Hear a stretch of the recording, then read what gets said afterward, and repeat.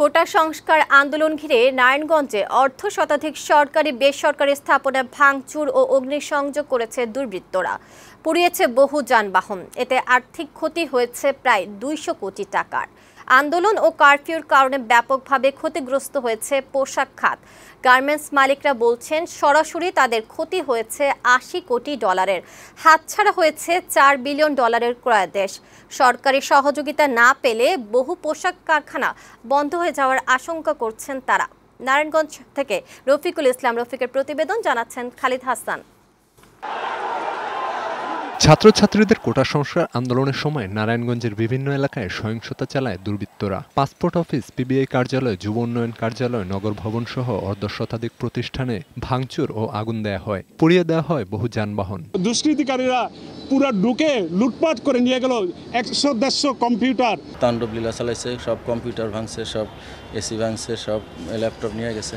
জেলা প্রশাসনের তথ্য অনুযায়ী আগুনে পুড়িয়ে দেয়া পিবিআই অফিসের ক্ষতি প্রায় ১০ কোটি টাকা। নগর ভবনের ৫০ কোটি টাকার ক্ষতি হয়েছে। পুড়িয়ে দেওয়া একটি স্পিডবোট কারখানার ক্ষতি ১০ কোটি টাকা।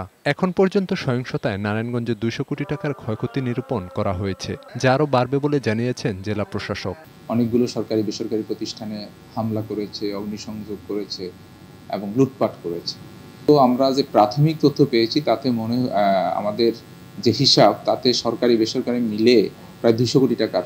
সহিংসতায় সবচেয়ে বেশি ক্ষতিগ্রস্ত পোশাক খাত। ব্যবসায়ীরা জানালেন আন্দোলন চলাকালে ৫ দিনে ক্ষতি হয়েছে ৮০ কোটি ডলারের। এছাড়া কারফিউ, ইন্টারনেট বন্ধ থাকায় ৪ বিলিয়ন ডলারের পণ্যের অর্ডার হাতছাড়া হয়েছে। অনেক ক্রেতা যোগাযোগের অভাবে মুখ ফিরিয়ে নিয়েছেন বাংলাদেশ থেকে। ৫ দিনে ৮০০ মিলিয়ন ডলার কিন্তু আমরা সরাসরি ক্ষতিগ্রস্ত হয়েছি, রপ্তানি যায় না। ইন্টারনেট বন্ধ থাকার কারণে টোটালি আমরা বাইরের সাথে যোগাযোগ বিচ্ছিন্ন ছিল। যে অর্ডার প্লেস হওয়ার কথা, সেই অর্ডারগুলি ইতিমধ্যে অন্য কোনো দেশে শিফট হয়ে গেছে। পোশাক খাতে যে ক্ষতি হয়েছে তা সহসাই কাটিয়ে ওঠার সম্ভাবনা দেখছেন না খাত সংশ্লিষ্টরা।